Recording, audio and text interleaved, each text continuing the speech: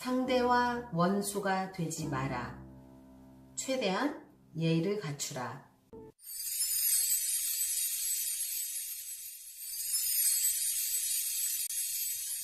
지난 영상에서 제가 감정을 제어하라 라고 말씀을 드렸고요. 일단 감정의 제어가 어느 정도 된 상태에서 이제 이혼으로 가는 단계이든지 아니면 지금 어떤 큰 문제가 발생을 해서 지금 그 문제 앞에서 부부 사이가 어려워진 그런 상황에 상대와 나의 관계를 어떻게 할 것인지에 대해서 좀 말씀을 나누도록 하겠습니다. 이제 저의 경우에는 감정의 제어를 전혀 못했고요. 그때는 저는 그야말로 완전히 감정에 사로잡혀 있어서 상대에게 너무 상처를 많이 주었기 때문에 사실은 이혼을 한 후에 저는 제가 피해자라고 생각을 했었는데 시간이 지나면 지날수록 사실은 제가 너무나 나쁘게 한 것들에 대해서 굉장히 오랫동안 죄책감에 시달렸어요. 그게 되게 아이러니하죠. 지금 아는 걸 그때 알았다면 정말 절대로 하지 않았을 많은 짓들이 그때 벌어졌어요. 그래서 오늘은 이제 어려움을 겪는 부부들이 꼭 아셨으면 좋겠는, 또 그 다음에 서로 꼭 그러기 위해서 노력하기를 바라는 마음으로 상대와 원수가 되지 말아라 라는 주제를 다루겠습니다. 어떤 문제가 부부 사이에 발생을 하면 사실 결혼이라는 게 그런 것 같아요. 내가 하는 건 용서받기를 원하고 상대가 하는 거는 어떻게 그럴 수 있지? 라고 그런 약간 비합리적인 생각들을 하면서 감정이 상해간다고 하더라고요. 일단 어떤 어려움이 생겼을 때 상대방은 지금 어떤 마음일까? 그 다음에 이 문제에 대해서 객관화해서 내가 이 상황을 좀 객관적인 시선으로 볼 수 있도록 끊임없이 노력을 해야 되는 거는 저는 평생을 살아가면서 필요한 것 같아요. 부부관계뿐만이 아니라 모든 관계 속에서, 그 다음에 제가 살아가면서 맞닥뜨리게 되는 많은 문제들, 매일매일 속에서 그게 필요한 것 같아요. 그래서 그거는 여러분들이 꾸준히 훈련을 하신다면 굉장히 삶을 풍요롭게 할 수 있는 굉장히 좋은 스킬이라고 생각을 합니다. 어려운 문제가 집안에 생겼을 때 나는 이 상황에서 이런 감정을 느끼는구나. 근데 저 사람은 이 상황에서 어떤 걸 느낄까? 그럼에도 불구하고 어쨌든 그 일을 겪고 있는 게 내 자신이기 때문에 아무리 객관화를 하려고 해도 감정은 계속해서 상해 있는 상태예요. 그렇게 내 감정이 상해 있는 상태에서도 어떻게 하면 문제를 더 악화시키지 않고, 악화시키지는 말아야 하잖아요. 그죠? 가장 좋은 방법은 이미 벌어진 이 문제를 어떻게 둘이 서로 잘 해결할 수 있겠는가를 열심히 찾아야 되는 거죠. 상대방이 예를 들어서 내 기대에 못 미치는 어떤 행동들을 했거나 생각을 한다거나 이 모든 것들도 내 기준에 맞춰서 생각하지 말고 저 사람은 저렇구나로 그냥 그대로 받아들이는 거를 하셔야 어떤 일들이 해결이 된다는 걸 말씀드리고 싶어요. 그러니까 저 사람 도대체 왜 저럴까 하면 절대 해결 방법을 찾을 수가 없어요. 그때 저 사람은 이런 상황이 왔을 때 저렇게 반응을 하는구나. 왜 저렇게 반응을 할까? 라고 해서 그 사람이 왜 그러는지 이해를 할 수 있으면 가장 좋아요. 왜냐하면 그 사람을 이해하게 되면 그 사람이 하는 그런 행동들을 내가 좀 받아들이기가 쉬워지니까요. 그런데 만약에 내가 그 사람이 왜 저러는지 도저히 이해를 못하겠어. 그런 경우 있잖아요. 저도 사실 이혼 전까지 몰랐어요. 이 세상에 사람들이 나와 다 달라. 이거 사람들이 다 쉽게 얘기하거든요. 그런데 실제로 그거를 정확하게 아는 사람은 많지 않은 것 같아요. 그래서 대부분 모든 상황에서 도대체 저 사람이 왜 저래? 정말 상식적이지가 않아 라고 얘기를 하거든요. 근데 그 상식적이지가 않아라는 그 상식은 제 기준의 상식인 거예요. 내 상식과 상대의 상식은 다를 수 있다는 거를 일단 생각하시고요. 공부를 하면서 저 사람은 기질적으로 나랑 달라. 일단 다른 사람이야. 그리고 그 사람의 기질을 알게 되면 사실 이해하기 좀 쉬워요. 그 기질들이 가지는 특성들이 있거든요. 물론 전부 다 똑같이 그 특성을 나타내지는 않지만 대략적으로 큰 틀 안에서는 기질별로 보이는 그 특성들이 있어요. 이제 그런 것들을 알게 되면 그 사람을 이해를 할 수 있게 되고요. 뭐 조금 이해를 하면 제가 지금 이렇게 내 마음에 안 드는 것도 그냥 용납을 하면서 어느 선까지 이제 노력을 할 수 있는 그 기반이 된다는 거를 말씀을 드리고 싶어요. 그래서 상대와 일단 너무 더 막 관계가 악화되는 그런 상황은 피해갈 수 있다는 거 여러분께 말씀드리고 싶어요. 어쨌든 그 상대의 반응, 그 다음에 또 그 일어나는 현상에 대한 그 상대의 생각 이런 것들이 나랑 어떻게 다른가를 객관적으로 제가 이제 자신이 아는 거는 중요하고요.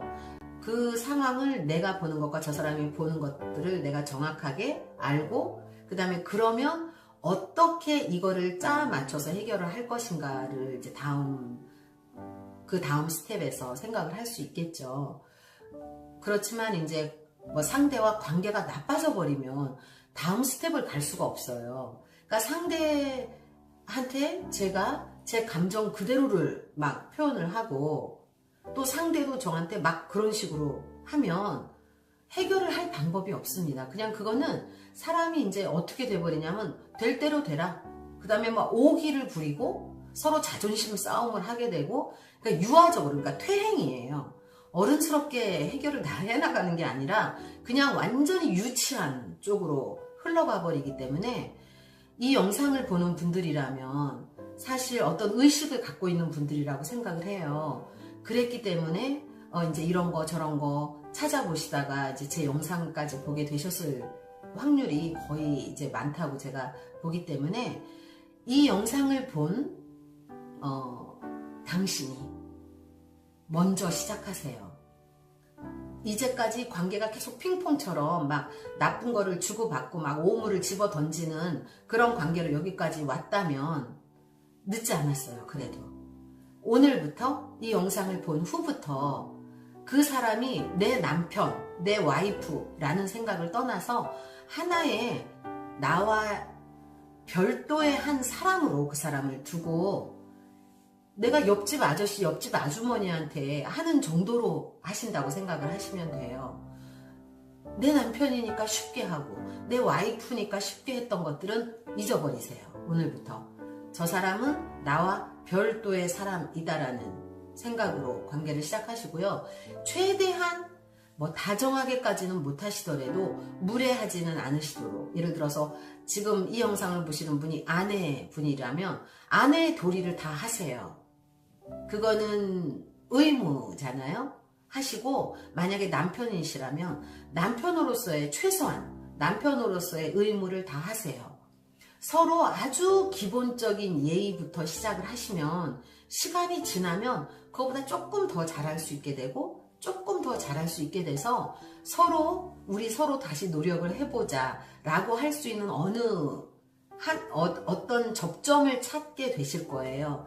그럴 때까지, 그래서 그 접점까지만 가면 그때부터는 사실 그동안 그래도 조금씩 쌓아온 게 있기 때문에 서로 극단적인 말들 안 하려고 하고 극단적인 행동 안 하려고 하면서 서로 노력할 수 있는 길로 나아가기가 훨씬 쉬워집니다. 그렇게 특별했던 관계를 끝을 막 엉망으로 낸다는 거는 그 상대를 떠나서 일단 제 인생에 나머지 인생에 너무나 큰 마이너스적인 요인이 된다는 거를 분명히 알으셨으면 좋겠어요. 내가 상대한테 무례하지 않겠다. 그 다음에 상대에게 어떤 기회를 차단하지 않겠다.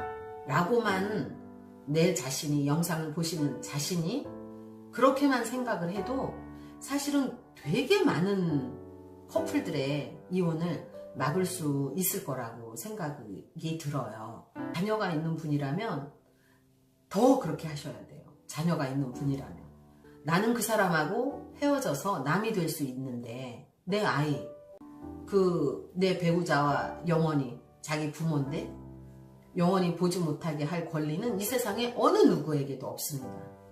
저는 아이를 위해서 최선을 다했다고 생각하는 엄마예요. 그런데 시간이 지나면 지날수록 아이가 자라면 자랄수록 제가 결혼 생활에서 남편에게 정말 내 감정이 상해서 그 감정대로 했던 그 행동들 때문에 너무나 많은 미안함을 느끼게 돼요.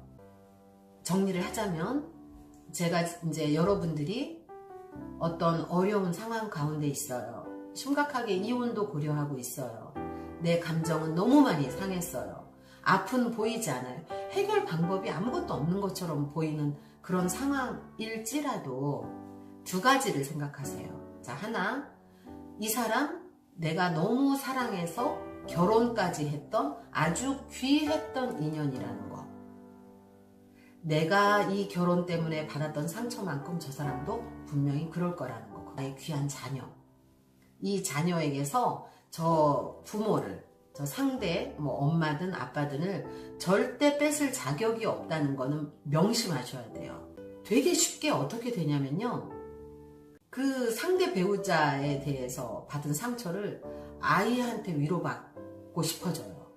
그리고 아이도 함께 그 사람을 미워하기 원하게 돼요.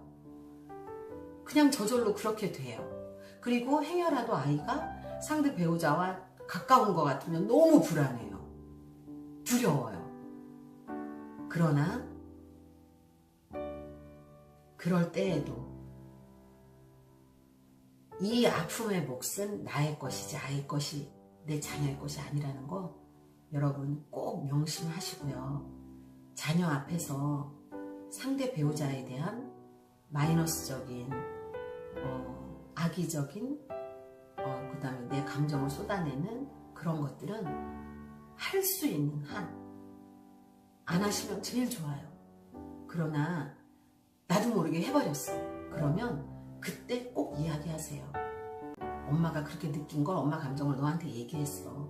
근데 너가 똑같이 엄마하고 아니면은 너가 똑같이 아빠하고 그런 감정을 느낄 필요는 없어. 너에겐 소중한 엄마고 아빠야. 그걸 꼭 얘기를 해주시고 잘못을 시인을 해주셔야 돼요. 아이가 혼란스럽지 않게. 그렇게 꼭 해주시기를 바라고. 그거는 아이를 위해서고 그 다음에 아이가 나중에 고마워할 거예요.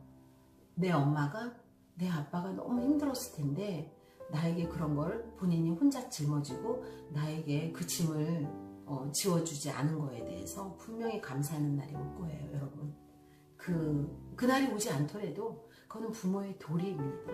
지금 너무 괴롭지만 지금 너무 상대가 밉지만 용서할 수 없지만 나와 내가 상대를 위해서는 지금 못해. 저 사람을 위해서는 내가 노력할 수 없지만 나와 내 자녀 그 다음에 우리 결혼을 응원하고 지지했던 내 주변의 가족들, 지인들을 위해서 내가 시작하겠다. 이 관계를 정리를 잘 하겠다. 그렇게 마음을 먹으시는 하루 되시기를 바랍니다.